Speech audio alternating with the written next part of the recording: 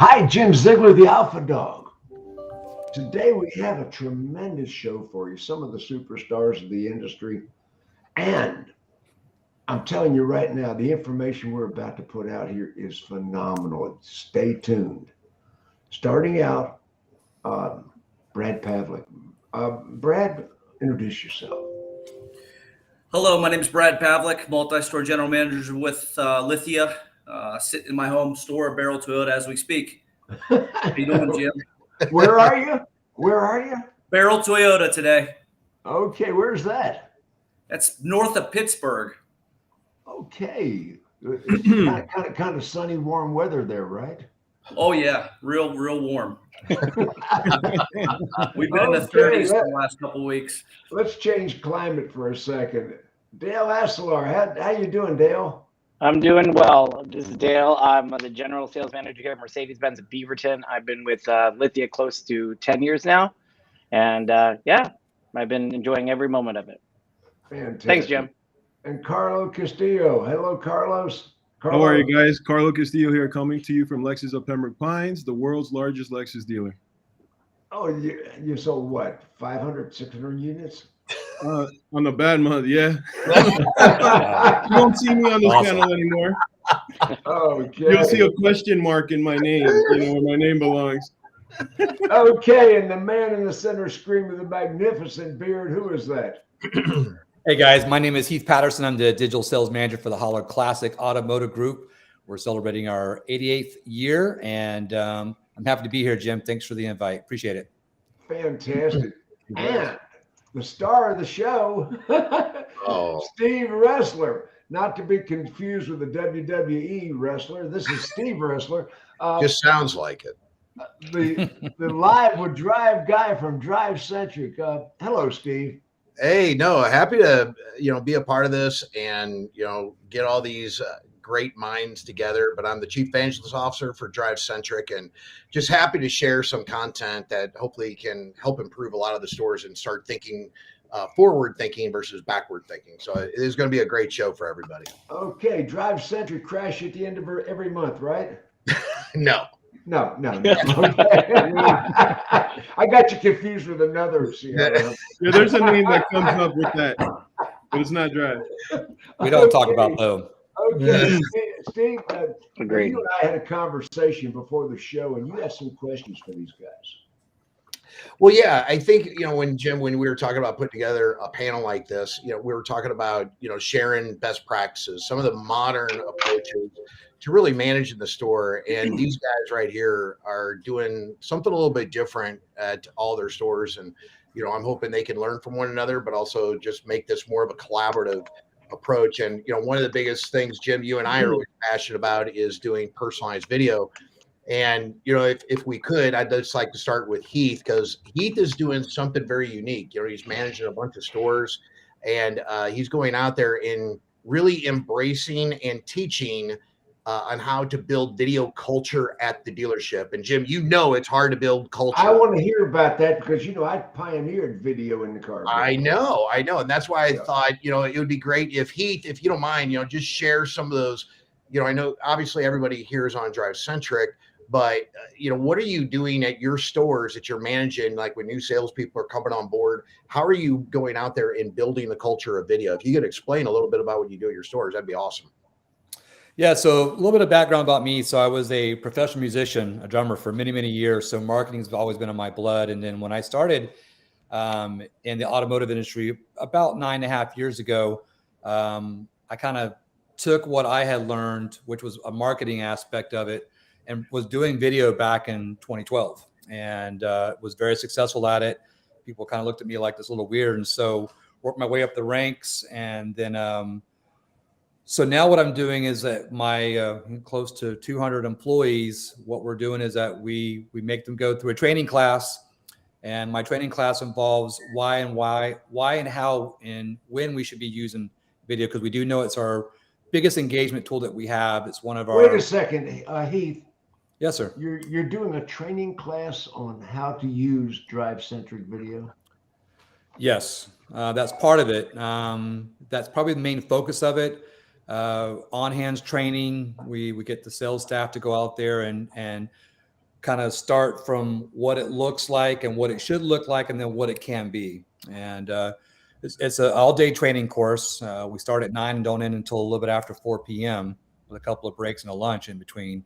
And we've had great success for it. And I push my employees to really kind of one up each other and who can do the most original, engaging type of video. And it's had amazing results. I tell you, when a salesperson does a video and has that engagement from a customer who said, I've been looking around and I've been shopping, and you were the only one who showed me who I was buying from, showed me what I was going to buy, showed me why I should be buying from you and your company.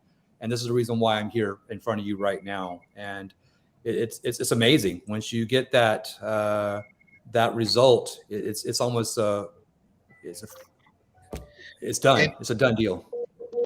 One of the things I always think about when it comes to training, though, Heath, is what do you think the team is like? You're doing a full day of training on video, and nobody likes training. But what would you say? They like my training. Well, that's right. I mean, you're making it fun is the point. That's awesome. Absolutely. It's got to be fun. I tell you, being from a musician standpoint, I have a lot of music that's in my presentation. And it's funny, you get some of these, I say probably as low as 10 people up to as high as 25 that are there. And you're going to get somebody who's a little nodding off. And when they start nodding off, I start playing some Meshuggah, some metal, and it wakes them right back up. And, once I play it one time, I just like pretty involved with it. And it's good, man. It's where the industry has been going. It's funny to go to like Digital Dealer and hear some of these dealership groups that were not talking anything about video. And now it's like their full presentation. And, kind of Steve and I will look at each other and go, we've been doing this for years. They're just now trying to play catch up. So let me ask you a question about that, Heath. How has DriveCentric facilitated your video? We're talking DriveCentric. Does DriveCentric have video incorporated into the platform? Absolutely. That's one of the great things. So I was with a other CRM back in the day, and it was brutal. For somebody like me who was so media focused, to have to deal with what I had to deal with, and it was almost like a godsend when Steve and his team came in and started presenting what they do. And of course, I was just like, this is exactly what we need, because what I was doing previously was I was basically making my videos on YouTube and then sharing them privately, just so I could see if there was engaging these customers were coming back and I knew they were watching my video. This is a whole different story. That's what we were doing 15 years ago. That's right. Exactly. Yeah. I mean, Elise Kephart and I were pioneering all that. Gosh, the early 2000s. I mean, that's not the modern way to do it in any way, shape, or form. Well, the problem with YouTube, if you are sending it, is guess what's getting played before the person watches the video? Your competition's commercial. Mm-hmm. And that was the worst. Go, hey, well, I just watched your video, but there was a video playing from the other dealership group, and they're doing $199. Why are you doing that? It's like, hey, man, call them up and see if they'll send you a video of what they have on the lot and see if that car is officially there, because I'm almost certain it's not going to be there. Yeah. And real quick, Keith, I want to make sure I jump in here, because I know we're going to get to other folks as well. But, one of the things I did, Jim, is, I'm real passionate, just like you, on video. And I went out there and I started doing some personalized video training segments, and we host them on the YouTube page. So really anybody can use them. The one thing that I'd love for you to share, Heath, because again, this is information that's readily available. It's free on the YouTube page. But can you go through and talk about, like, I know you got a favorite video that I do, but talk about how you use like one of those videos on the YouTube page in your training class as a nugget for the audience, if you don't mind. So I'm going to give you two examples. There's one that's on Drive's Twitter, which was one that Steve had done a few years ago about how to just properly hold a video. Make sure don't hold it down here because nobody wants to look up your nostrils. And the second one is Let me adjust my camera. Hold on. We don't have a car in stock that the customer is wanting. And I love that video from Steve, because he says if you focus on one thing and focus on it 99% of the time, you're going to win. And, the daughter, Piper, and Steve talked about Piper. And I will tell you a little tidbit about Steve when he does these videos that you guys should definitely check out. Is he likes to use Star Wars names. So we have Anakin, we have Piper.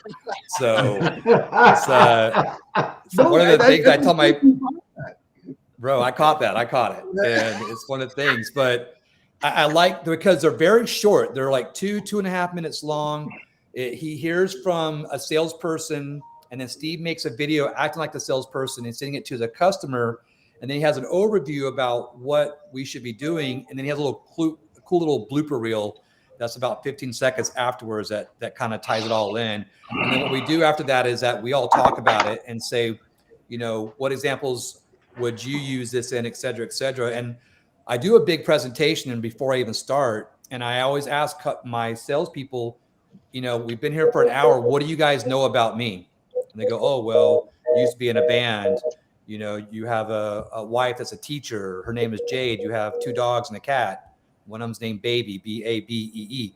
And those are things that, these salespeople need to really be listening. And we know that it's about the car, but you've got to have that personal connection. And you incorporating video when a customer leaves that doesn't buy a car, do say that. Say, hey, it was great meeting your wife, Jade. And I know that you are looking for some space for your little Boston Terrier, but I would love to meet Lucy and Mia. So bring them by. And it's one of those things where it's like, wow, that guy was actually listening to what I was talking about the hour and a half that I was spending with him. And maybe I should revisit this because I just went down the street and the guy asked me, how's my credit and am I ready to buy? So the old Badger. So how is DriveCentric facilitating all of this? So on the DriveCentric app, it's all there. There is no outsourcing. It's literally all there. GIFs, the video, they have a new face feature now, which is really cool, almost like via Snapchat, to where you can have funny faces. You can have a really cool background. I love the one with the beach because it's we had a little contest where the guy was saying, I want to see a video from somebody who has been ghosted by their customers not responding. And so he had a little Hawaiian hat on, and he walks by and he's like sipping on a straw, and he's like at the beach. He goes, well, I'm at the beach waiting for you to respond back. So let me know when you come. Hey, Brad Pavlik needs that. Let's put Brad on the beach. Yeah, I love it. And the new feature they just came out with too, which is really cool, is that now you can actually attach your store's name to your store actually on the video that you're sending. And you can move it around too. So if you want the top corner, left corner, et cetera. So it's all these little things that DriveCentric has been doing to just be on the kind of the cutting edge. And I'm really cool about that. You're able to pause the video and flip the camera around, et cetera, et cetera. And all this is built into the DriveCentric program. I don't know the Absolutely. answer to the question. It is. Yeah, it is on the mobile app for either Android or iOS. Oh, you're kidding. That's great running app, by the way, too. I'm a big believer in it. And I think majority of our staff is pretty much strictly on mobile, except for some stuff that's on the desktop or on a tablet. Well, Steve, do you have any more questions for Heath? No, one of the things that Heath and I were talking about is, video is such a huge struggle that, if somebody is interested, even on the or from the audience, looking to get information, because you're trying to struggle and you're trying to build video as part of your culture. He's got to, like I said, he'd be willing to definitely help out and share some information as far as what he's doing. So that's always been great. If anybody's looking to do that, feel free to reach out to me and I'll connect the dots. So, but no, he does a great job down there. And like I said, we're big fans of video like you are, Jim. And everybody here on this panel is a big fan of videos. So I'm always how many of your dealers are using that feature? Gosh, pretty much all of them. It's usually in basically our right package that everybody's always wanting the video. But I mean, back in the day, we did have some customers that didn't get it, but then they eventually get it because they see the value of what it's doing. It's really bridges. Brad, Dale, Carlo, are you guys using the video feature? Absolutely. Yes. Yeah, your people are using it. Yeah. Yes. Yeah. Yeah.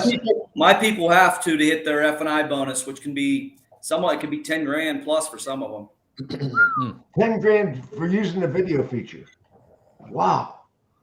Okay, Brad, can I ask that question? Can I go to What are you work for you, doing? Brad? My pay plan is relatively simple. I pay on the front end gross like traditional dealerships do, and then when you hit certain gross thresholds, which combine obviously front, back, volume, as the total gross numbers grow, I'll pay you more on the back, starting with 0, moving all the way up to 15%. Can I go to work for you? Can I go to work for you? Sure. I'll work for you, Brad. I had a Come on. salesperson make 56 grand in July. Oh man, That's an I'm out. I'm coming over there. But you know how that goes. I'm It's all how halfway much packed. he generated $250,000 in gross. But so what I did is we're due on DriveCentric a month and a half ago. I said, here's the deal. If you don't have 90 personalized videos, you're not eligible for your bonus. So if you don't have we'll call that 90 number, personalized videos, you're not eligible for your bonus. which is the F&I money. Now here we're in a conference where most CRMs can't even do this, and you're this is blowing my mind. I'm like home. You ever see the movie Home Alone? My God, Steve, what questions do you have for these guys? Well, I was just gonna, just kind of keep the panel moving, and then Yeah. we can all collaborate together is what I wanted to do. Because we could talk about pay plans and things like that, because I think that's always great information when you're trying to build a culture. Sometimes you're focused around your pay around it too. So we could surely come back. The one thing I wanted to kind of get involved with now is Dale, if you don't mind, is one of the things we talk about in DriveCentric is to educate dealers. It's very important to learn what a digital showroom customer, who they are. They're talking to your store. They're not physically in your store, but we have to acknowledge the fact that a customer today that is talking to your store is in what's called the digital showroom customer. And what Dale does at his store is he implemented what's called the last word process. And ultimately, what we're always trying to teach is it's important to respond within 10 minutes to a customer that's talking to your store, because customers, as we know, won't be very patient and they'll take their business elsewhere. So if you don't mind, Dale, I'd love for you to talk about, because I love this process and I go out there and I preach this to new stores. If you don't mind, just, talk about the last word process that you've instilled there at Beaverton. Yeah, so at first I want to say something about Heath. Heath and I have a very unique and very similar background. I came from the TV movie. He came from music, and we both basically started about 9.5 years ago. So video has been our process here at the dealership, and also mine for the past almost 9 years. So when we got into the CRM and we got into DriveCentric, the lead-in was, of course, we did the video. We're doing all this communication, but one of the things that we were always concerned about was text. And nowadays you have everybody, and I think previous CRMs would always ask, what would your best form of communication would be? And we would always ask the question. And now when we communicate, no matter how we're communicating, maybe email or text, that conversation, that last word was the one thing that bothered me the most. And it bothers me right now to this day. I talk about it with my wife. It's one of those things where if I don't say anything, she gets mad at me going, why are you ignoring me? And it's really important for a customer to know that we made the last word, not them. So what we've been doing here is that I look at my daily conversations, and I look at how long was the last conversations. And there's a few of the people that just let things drag. But the most common people that are responding immediately are having the better closing ratio. And I think right now that's the best part for us, is that every single time that we see a communication going, as long as we acknowledge whatever the question might be or a statement, they actually seem like they're the ones giving the last word. So sometimes there's some battles, and I say that in the nice way. A customer asks a question, salesperson answers. Customer asks a question, salesperson makes a statement, the customer says something, and then we give a thumbs up emoji. The customer says something, and it goes back and forth, back and forth. But we want to make that number on the left-hand side really reduced. And I try not to keep things longer than a day. But if they're ignoring the conversation, I want to know why. And sometimes I chime in going, did we answer all your questions? And I appreciate your business, that sort of thing. So the last word process, we use it internally with our Lithia Teams side, where if I see it going out of control, I want to know the reason. And I jump in with everybody, and they got to give me the reason why they're not saying anything on the last word. But acknowledgement is the number one thing. And that I think that all of us here can say is that if we ask a question to anybody that's buying something from whatever industry, and we don't get a response, I feel insulted. I feel like I'm being ignored. And that to me is like, I don't think that any customer wants that. And I can see since we started this, we've been getting a better closing. We've been better responses. We have people that are actually really engaging with the communication with our salespeople, our managers. I think that's what ultimately adds into the whole thing. You're talking video, email, communication. And now like that last statement, that last part, if we make that last point, let them decide if they want to continue. It's really kind of the reverse of the open-ended question, because we were always taught when we were in car sales, keep asking open-ended questions, right? So now if we just like, we're the ones going, okay, we're always acknowledging you. And at the end of this conversation, we're always giving you some type of like, we hear you, we understand you. I mean, that's the reason why that even right now, iPhones and all these other Androids have these tap back features, because now we can't just say nothing. We have to acknowledge that we read it, we saw it, and unless we have a read receipt on, that little important part is so important. They're getting used to it now, and it's getting that way, you know, even more so into the future. So I don't even know what the next step will be for even Apple and Android, and we are incorporating that with DriveCentric now. Let me ask you a question. Text is built into the program? Text is built into the program. What we love about it is that every customer card has kind of a 3-ring, which is phone, email, and text. And if a customer responds via text, the system, DriveCentric, lets us respond back in text. If they send via email, the system allows us to respond back in email. Either way, whatever form of communication that the customer wants to do, especially in the conversation piece, and there's a little bubble there, our team, including our sales manager team, we respond back to them in their form of way of communicating. So sometimes they'll communicate with us via email, and then we respond via email. And then somehow they just do a switch and they go directly into text. We'll respond via text. It's all incorporated. Let me ask a question. So different people learn with different modalities of learning. So DriveCentric recognizes the modality, the way they communicated with you, and that's the way it allows the salesperson or the BDC person, whoever, to communicate back. Is that true? Absolutely. And that's the thing with right now. That was one of those things that we were also sold on the piece. And I have to, again, chime in with Heath. It was that aha moment when we did video, because I've been doing video for over 9 years. And then next thing you know, we've all now know that salespeople have been texting forever, right? So now to incorporate that into the system, I mean, we used to ask the customer, just like, what's your best form of communication? This one automatically corrects that. If the customer, we send a phone call and they answer, they talk more on the phone, it gives us that ring saying, hey, they like to be talked to on the phone more. If people want to text more, then we communicate with text. That's all set up in the system. That is amazing, because so many dealers today, and I'm talking to the audience right now, so many dealers today, your salespeople are using their personal cell phones. That is illegal. That is against the law. That can get you prosecuted. This DriveCentric protects you in that way. Is that true?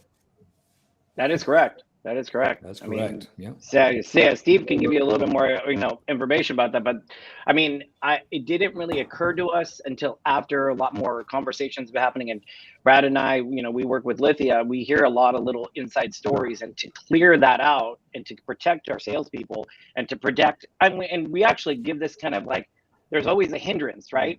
I'm an Apple guy, so I communicate via Apple, and I like seeing the blue bubble, and the green bubble usually kind of trips us out a little bit. But then we give them that caveat going, you can end the conversation on your own by hitting stop. And we want to make sure that the control of the conversation is left with the customer, so they feel like they're not going to be bombarded. So the control is on them. And that's that DriveCentric has kind of helped us now with the communication. And it gives us transparency. It gives us, they're the ones in control of the conversation.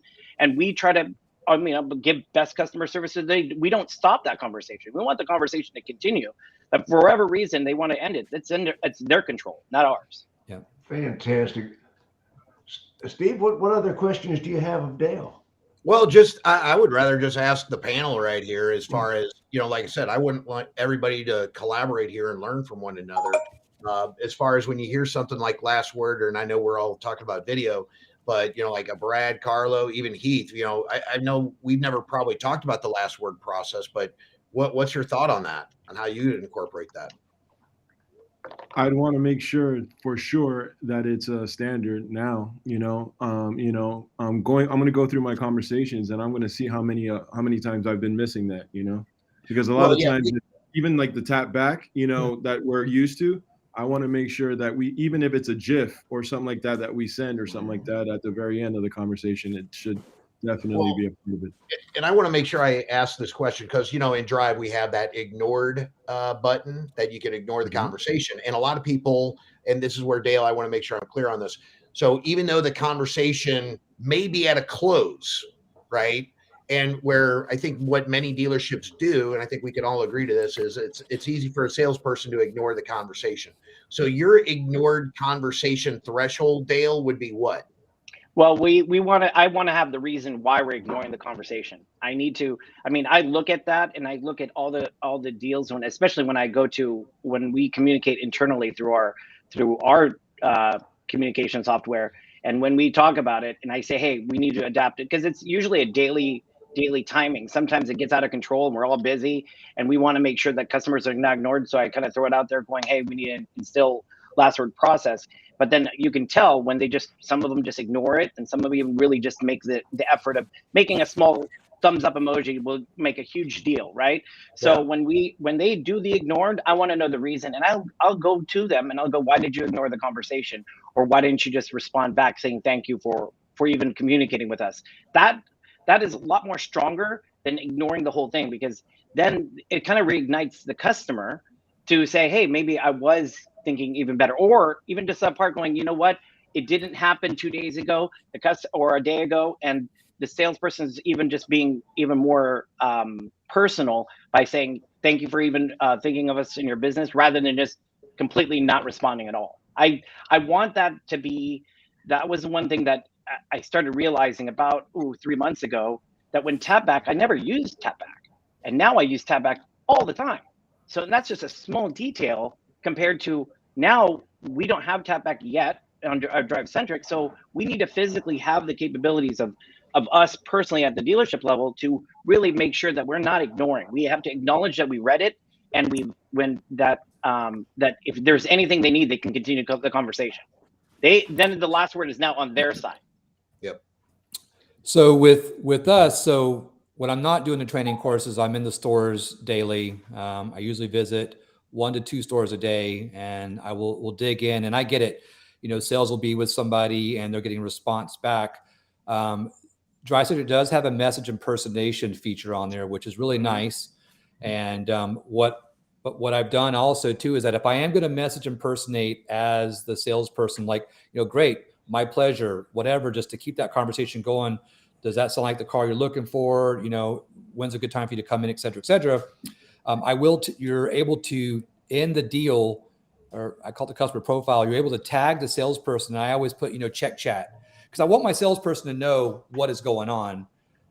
So they have they should know. They should be able to know what's going on in this whole deal, no matter what. And so that's one of the good features about Drive is that, but same thing, you gotta have the last word in a sense. The ignore conversation thing is one of my biggest pet peeves with salespeople, because there's always something to say. My pleasure. Thank you. That was great. Thumbs up, GIF, whatever it has to be to get that, just to know that, hey, you heard them.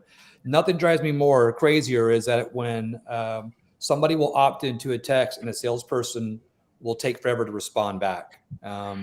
We have to understand that it's all mobile now. It's all mobile. And if I'm at work and I respond to your text and I say yes, that I will opt in, we've got to be on top of it. I think right now one of my biggest things that I'm scared of is just message response times. We try to shoot for under 5 minutes, so that we can get that conversation going and then let it be up to the customer of when they want to respond back. Okay. Brad, Carlo, you got anything to add to that? Well, for us, ignoring the conversation, a salesman is not happening. If I see a salesman ignore a conversation, it's a problem, and I'm on them like white on rice. The reason why is because I don't want them to get used to ignoring anything, because I want my team in the back, meaning the BDC, the portfolio department, to go over that conversation. And sometimes if they get used to ignoring the thanks, they'll get used to ignoring the something like, let's say, hey, what's up with the availability, or when am I going to get my car? So we just don't use the ignore. The ignore is strictly for team leads, myself and above. So that's how we kind of combat that. And then if we have to, we'll impersonate with a GIF at the end or something like that. But I'm not sure if we've been doing a very good job at the last word like that. But ignoring is not an option for salesmen. Very good. Cool. That's good culture. It's actually great culture not to be able to ignore conversations. It's just, it's not the right thing to do. For sure, in my opinion. Yeah, no, that's awesome. Well, let's move to Carlo, and then we got Brad being coming in at the pinch hitting there at the end here. So one of the things I always appreciate about Carlo and what he's doing at his store is when we went out there and built DriveCentric, we're going to actually talk about, Jim, and this will make your hair stand up like mine, believe it or not, over your hat. No, that doesn't happen with me. Hair's not part of my problem.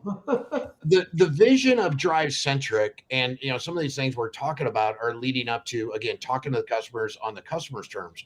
But when you're doing follow-up, we're doing all these follow-up tasks. I mean, salespeople are inundated with tasks, and we have to recognize, especially today in this digital world we're in, that we got to follow up based on where the customer is at in the stage of the pipeline and if they're communicating with us. And one of the things that Carlo does at the world's largest Lexus stores is he operates his BDC department with 0 business rules. Love it. Wait a second. Wait. He said, Wait. 0 business rules. I mean, that sounds like anarchy. What do you?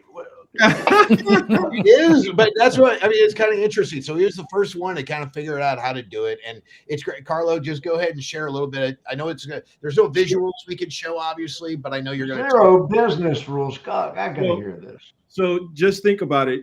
I've been through it all. So I've had the salesman, right, that had overdue tasks. I had the BDC agents with overdue tasks. I've heard every excuse in the world, right? So then we got to a point that we were completing tasks every day on a consistent basis, completing tasks. And the main problem was we were still missing opportunities. We were prioritizing the wrong leads first, right? We still had big gaps in follow-up. What I mean by big gaps in follow-up, like let's say we engaged this guy who left the showroom 4 days ago and we engaged them 3 days ago. How come there hasn't been any follow-up?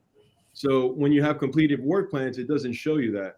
So after so many deals and then so many issues having with salesmen, like you sit down and you go through let's say a missed opportunity, and then the guy visited the store, let's say 20 days ago, and you're sitting down and then he re-engages the store, let's say day 20, and then day 30 goes by and it doesn't resurface in the CRM, the salesman or the overdue task, they don't get to it on a timely basis. So what we do now is we have 14 days of follow-up for every event, and every event will reset the follow-up.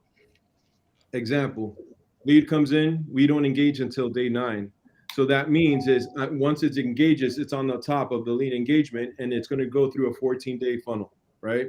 So the same thing happens for a customer that visited 6 months ago and then re-engages. Well, it's 6 months at 180 days. He's going to have 14 days of follow-up to day 194, followed by the AI 45 days.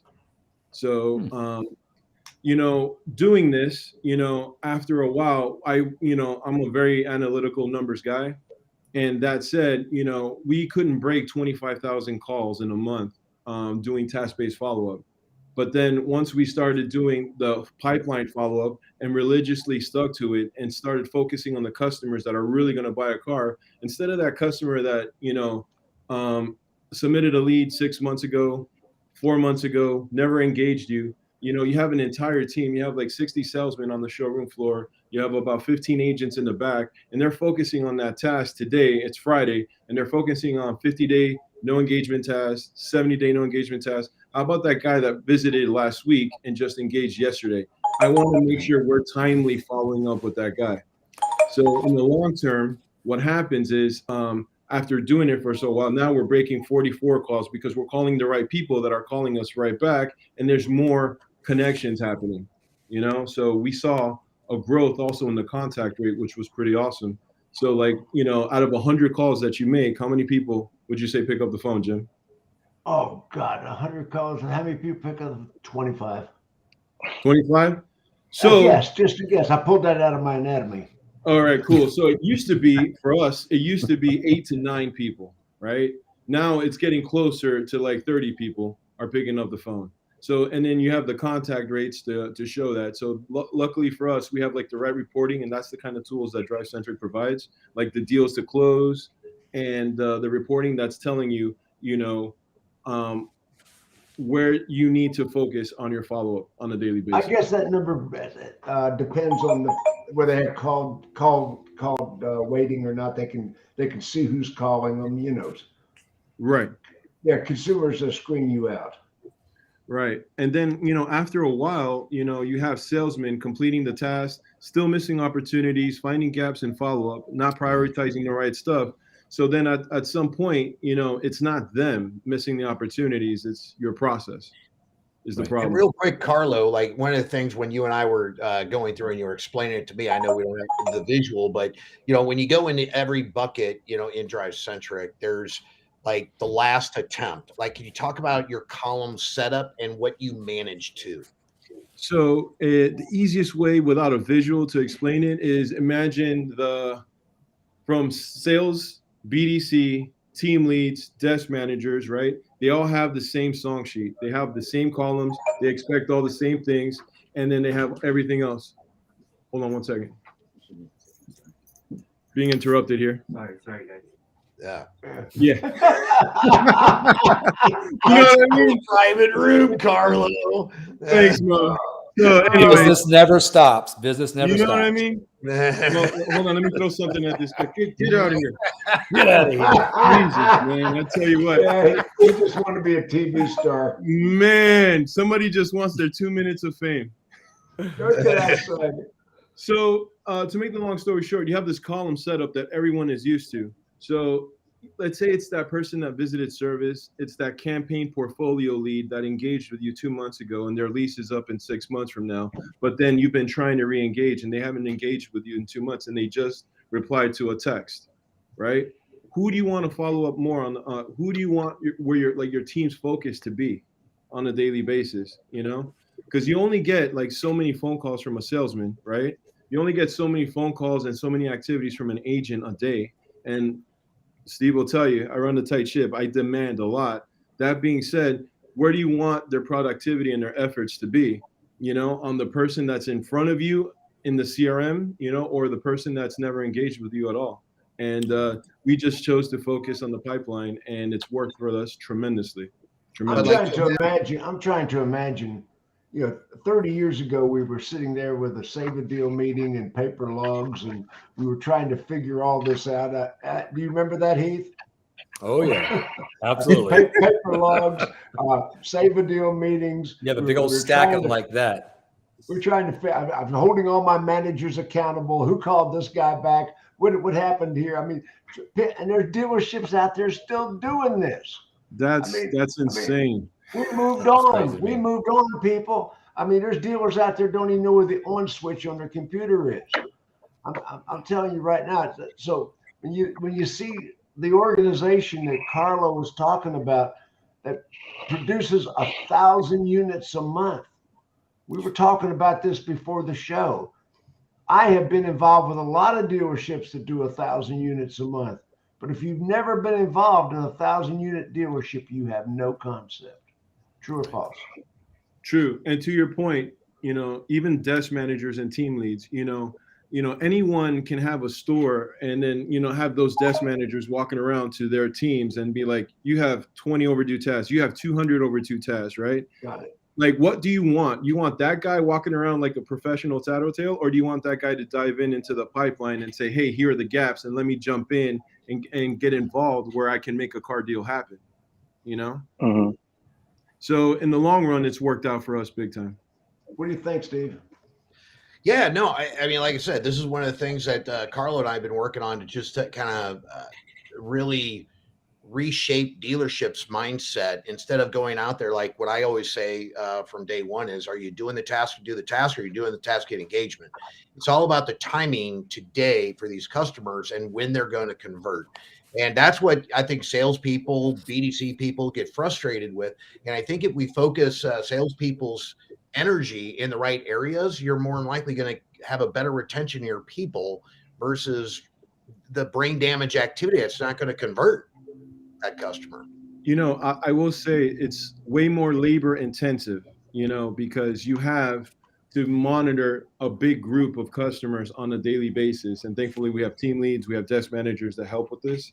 But like, you know, after a while, you know, you have like on a traditional follow-up, day 1 task, day 2 task for the person that just left the showroom, to day 3. But then after like day 15, it goes to like day 20, then day 35. And then you're doing the 2-week check-in to the month check-in after 3 months, right? But then, you know, it's more of the set it and forget it follow-up mentality. But like once they re-engage, there should be a restart of the follow-up, and they should be on the top of the funnel, right?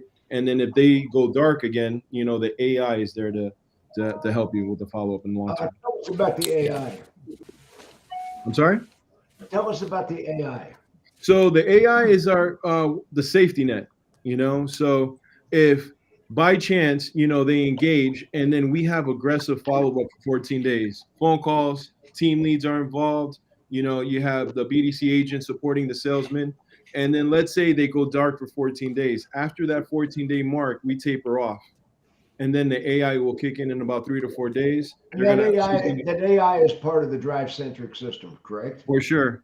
And if you have her opted in, she'll send text messages like, did Carlo get you what you were looking for? You know, you just put a gender on it. Does the AI have a personality? Oh, yeah. You know, her name here in our store is Britney Spears, actually. Oh, is it really? Come on. It's 2 E's in the last name. FYI. Come on. Love it. No. Yeah, you know. What does Brittany do? Brittany, you know what's really awesome is like, even like, let's say someone that visits the service drive and it's a campaign visit.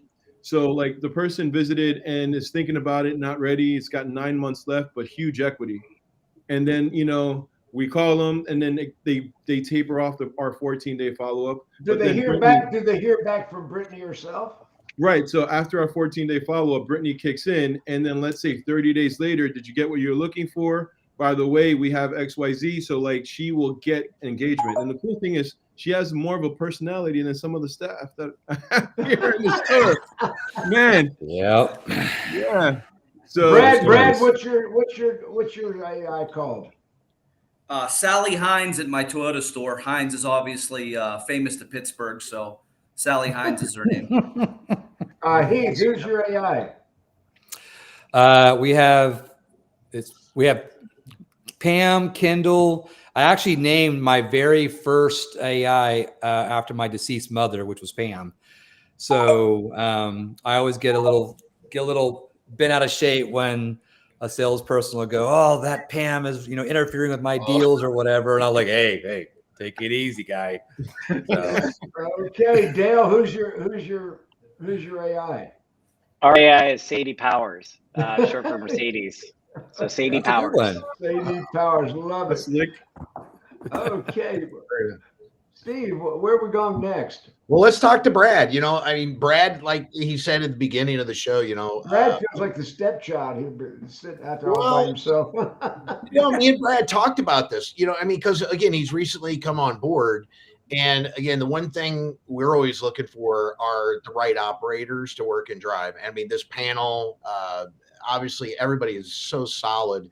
Those are we want to work with progressive people. And the one thing when I was over with Brad and I told him this, he was up there carrying the flag with me, presenting to his team several months ago. And, you know, for anybody changing the CRM and going out there, changing processes, you know, Brad was just, I think he just saw the light. And I mean, and the fact that we had this opportunity to be on the show, number one, for him to get introduced to other folks on Drive, but also to share his experiences of what I like to talk about is changing culture, because when you do change CRMs or something, the culture shift has got to happen. You don't want to switch something just to change the color. Something's got to change for it to make sense for the business. And this is where what I'd love to have Brad do is, he's been on the system now for a month and a half, but just to talk about some of the challenges, some of the culture changes, some of the things he's done before that other people can learn from in this day that, we got to think about this digital world and how to sell a car. Yeah, I can grab that. Yeah, go. So my main motivation for coming to Drive was actually, to Dale's point, there was some Lithia chatter about DriveCentric. A couple of years ago, I wanted to go to look at DriveCentric. Steve almost signed us up when I had 2 stores, but I also was the pilot of Driveway at the time, the pilot store in Pittsburgh.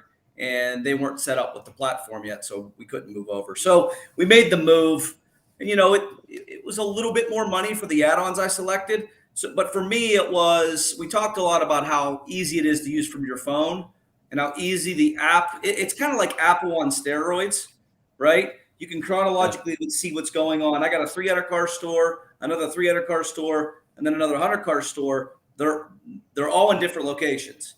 So for me to be able to see if we're responding to people, if we're giving quality response, and I think you guys said it, what I've noticed, it's an engagement tool. I mean, while we were on this call, I actually sent a message to one of my teams, hey, this customer hasn't received a response in an hour. So from an accountability, I think, Jim, you were talking about, hey, we got our logs, who followed up with this guy? Boy, you can circle back and inspect what you expect pretty quickly. So that's number one. Number two, I learned that I got a little pushback in pockets, the 30-car guy that's been selling for 25. So I just made minimum requirements. I mean, you can't take pay from people, but you can take their bonuses.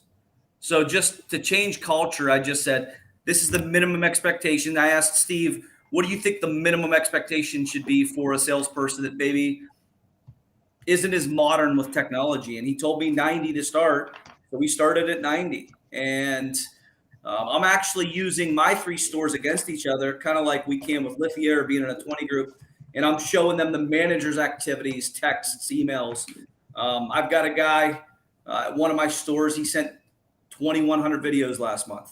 So I'm showing the rest I'm scoreboarding that for everybody to see and, taking a big swing at trying to change the culture here. And it's been a lot of fun. Today, just so these guys know I'm looking, the hit list, we haven't talked about the hit list. The hit list is anybody that's opened your video that hits your website, you can see who hit your website. I had 4 dead deals on the hit list this morning that were marked dead. So I went into my sales managers this morning. I go, oh, by the way, you have 4 customers that are marked dead that were on our website. One was on it 4 times. One was on it 2. One was on it for 10 minutes. Let's make sure these deals are dead. And as it turns out, 3 of the 4 are still alive after I kind of nudged them. But just to know that there's so many things to look at. I think we're in our infancy, so I don't think we're a success story yet, but I think that we are starting to change culture slowly. Let me ask you a question, Brad. How much brain damage was the switchover? Because there's dealers out there that would love to go with DriveCentric, but they're saying, oh my God, we're going to have to switch CRMs. It's going to be a nightmare. It's going to be all our people are going to rebel. The mutineers are going to line up. What did you experience? I didn't experience a nightmare. I've switched CRM several times in my career. There was a little bit of just task removals that we had to do. So there was a couple days of a little bit of pain, but I got to tell you, it was so seamless. And our used car close percentage went up immediately. So, and that's what I was at. That was the thing I was after. I mean, it's not hard to sell all your new cars right now, is it, guys? No. It's like the opposite. I've always said in my past lives that new cars are the commodity and used cars are kind of like the one of a kind. It's kind of almost the opposite right now. So all my heightened focus is on used right now. Right now, a monkey with a note in his mouth can sell 30 new cars. That's right. Absolutely. But it was pretty easy. I mean, I would say a day and a half of adjustment. My management, everybody loves it. So it's amazing. It was an amazing switch for us. Joe Ingram says switching CRMs is only a nightmare if the team is actually using it. And that's the biggest pain in the CRM world. They don't use it. How much agreement does this panel have on that statement? A lot. I would agree. Is that Absolutely. is that agreement? Yes. Very much. Definitely. Can I chime in real quick on what Brad was saying? One of the things that, I mean, we've all kind of switched over CRMs and we've done our like switchovers from one to another. With Lithia, it's kind of an easy setup because you kind of tell them that we're going to do the switch. But with me, and I've been doing this enough to figure out that if you have a bad process from the other one and you move directly to a new one, that negative is still there. In other words, that I wanted to make sure that that was gone. So I worked with the pod team almost 6 weeks in a row on my day off from 1 to 4 p.m. and really went and dived deep on where the things were mapping and where we're supposed to go. Because I knew that if I dedicated this good 6 weeks of the integration, that when we did start the process here at the dealership, it almost was like there's no errors. Like every CRM, I think in the past, there's always a workaround. Like you can do it this way, but you have to do it this way because it was already set up that way. So now, like it's almost for us, it's seamless. We've created so many different little things that by a push of a button, it's already done. Like right now, I think all of us now are buying centers, right? So we've created where our team is outgoing buying. So we've created inside DriveCentric a campaign to do off-street buying purchases, and then within that, all they do is type in the trade, and next thing you know, all the documents that need to be done for the buy is already printed out. So those things that we've incorporated, that's what Drive has done for us as well.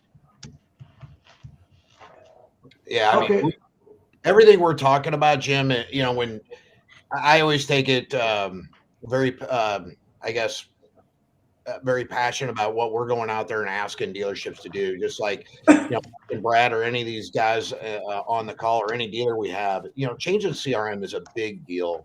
But I think as what we're doing as an organization is we're really partner with all these dealers and to make sure that all the tools are getting utilized, or at least show the value of what each of the tool does. There is a lot of good things. I'm so glad Brad mentioned like something like the hit list. I mean, there's these little nuggets, or, you know, Carlo going out there and explaining like the visit. There's little nuggets like this that what we inspire our dealerships to do is to think differently. And I think that's one of the things that I think our whole team, whether they're on the support team, we got a great support staff. They're always there to help. They're responsive. And, you know, not only is Tool great, but the team behind the scenes is greater because without them, these guys would be, I hope they would all agree that sport's been great. So I think who has a relevant point? We got a couple minutes left. Oh, yeah. Who has a relevant point? My relevant point, I'm going to chime in with Steve's point, is that was the other reason why we really wanted to be part of Drive, because the support is right there for us and for the team at all times during their working business hours. And for us, that helped them out because they now have a resource immediately to solve a question on the fly. And that's what we wanted to have happen. So we really appreciate that. Let me ask you a question, Dale. Has DriveCentric increased your profitability and sales? Absolutely. I mean, we not only did this store break records, and a majority of us has, but where the store was 3 years ago, it's completely changed the way that we've actually operated, and now we've become one of the best stores in the nation. We're number 4, a best of the best of gold at Mercedes-Benz. We've increased our reputation. We've increased our productivity. I mean, profitability. I mean, all of that is in there because we've now created a culture which is around our CRM and how we communicate with our customers. Well, without naming the brand, did you have another CRM that was pretty prevalent previously? I mean, we were grandfathered into a previous one, and I think it did what it did, but it didn't hold even close to what DriveCentric does at all. It's not even a comparable. No, there's no way. Who else has a relevant point? Well, you know, for us, DriveCentric, you know, one of the things for us, it's like one thing is to, you know, be number one by like 50 cars, 80 cars. Another thing is by like from 1 month, we're a couple of hundred cars ahead of the next person, or 300 to 400 cars ahead of the next person, right? And those are some of the things that we saw because of the engagement. Taking a more of an engagement approach, we were able to, you know, like not lose as many deals and capitalize on a lot of sold cars. So you're saying that basically DriveCentric improves the communication with the consumer. Big time for us, and it put more eyeballs throughout all the traffic, and it got more people involved because when you're going task based, you have a salesman going one direction, a BDC going another direction, and then they get involved with the same customer at different times and stuff, depending on where they fall in the work plan. Here, engagement, that means all hands on deck. You have the BDC, salesmen, desk managers trying to figure out what's going on before it falls through. So I'm trying to picture being a general sales manager years ago, trying to have accountability of my managers, accountability of my salespeople, whose follow up was so big with us, and to have the tool to do that. Is that basically what you're saying? For sure. Like it's our heartbeat. It's the pulse of the dealership, And one of the things that, thankfully, like with mentions and stuff like that, it's helped synergize the entire dealership, instead of one department portfolio, another department BDC, and another department the sales staff or the desk. It's all really one team working on that customer. Relevant points, anybody. Speaking about engagement, we just launched DriveCentric's new feature called Live Rooms, which is a one-on-one live video from the salesperson to the customer. Wait a second. Yeah. This is a live Zoom type chat with the consumer. That's exactly what it is, and it's been amazing. So talk about taking it to the next level. These are the things that I love about DriveCentric is that they're forward thinking. And when we first got them, I actually mentioned this to Steve. I know exactly where I was at. I was at a gas station sitting at the pump for 30 minutes saying, we should have an ability to be able to do live streaming immediately with the customer, like via FaceTime or et cetera. And then voila, we've been on Drive for over 3 years now and we have it. And it's a slow roll to try to get staff into realizing why they use it. But what I teach about is think about your CSI. Think about your customer that lives nowhere near your dealership that drove all that way to get that car. And then they have a question. And yes, you could get on the phone and you could, talk them through it. How about, sir, I just send you a real quick link. It'll go to your email. It'll go to your text. You don't have to download any program. And I will live stream and we can talk back and forth. And I'll walk you through the features that you're asking about with the car. Heath, I'm going to give you a better scenario there, that I've been preaching this for years. And I didn't even know DriveCentric had it in the program. This is incredible for F&I, where F&I can. Funny you say that, Jim. Consumer. Yeah, talk to me about F&I. Can you communicate with the customer and sell finance? Yes. So one of the reasons why we got this was really for F&I. Our finance director was getting ready to have a baby. They wound up putting her on bed rest. So we said, okay, well, let's figure out something. We could, we can do, Microsoft Teams, we could do Zoom, et cetera, et cetera. And then Drive said, well, we have this. We brought it on. And yeah, we have been using it exclusively a lot for financing. That's why now I'm transitioning it to try to get the salespeople to start using it. We've had a few that are doing it, but mostly it's been used for F&I, which has been great. That is incredible. F&I, I've been trying to get everybody to understand you got to communicate with the customer to zero moment while they're still in the engagement process. And super simple to use too. I mean, it's the customer. They don't even want to be on the video. They can turn the camera off on their phone. So that, what we call, I call them underwear shoppers, because you get people late at night or early in the mornings, their hair is not looking can be brave late night too, man. Oh yeah. They're brave behind that keyboard and the screen. Oh yeah. Oh, so they turn it off and they can still have that engagement that they're looking for without technically being on video, but at least the salesperson or the F&I person or director is being shown. And the great thing about that live rooms also too is multiple people can get in. So if you've got a sales manager that wants to hop in, or an F&I or a GSM, or salesperson A and B, it can all be a big party, and which is really, really cool. So I hats off to DriveCentric for making that feature available for that is incredible. I didn't even know they had that. And I'm moderating the panel. That's incredible. Okay, so now we're down to the last minute, and I got to turn it back to Steve Roessler. No, hey, I just appreciate Jim having the opportunity to bring these group of guys on here to just share some of these processes. Because, again, one of the things we want to always do is connect dealers with dealers, BDC to BDC. Coming over to Drive, it's a culture change, and there's going to be new things you're going to learn. And I've been fortunate enough to work with all these individuals, and they've been more than willing to get up, talk to other dealers and our dealer partners enough to go out there and just help us change the culture, change the mindset, be progressive, and just take dealerships to the next level, because that's what we're trying to do at our company. So we're hoping to inspire other people watching this, and if you got any questions, by all means, we're here for you. How can they get in touch with you, Steve? Well, I guess I'll have to give out my email if I have to, but I'd rather. Yeah.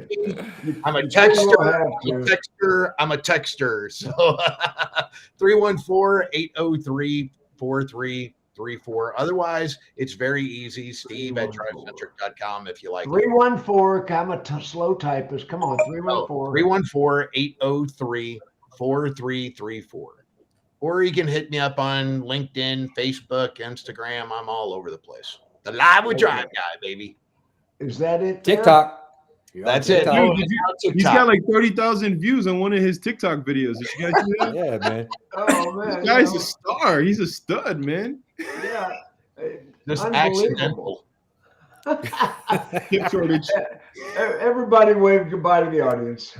All right. Thanks again, Jim. Appreciate it.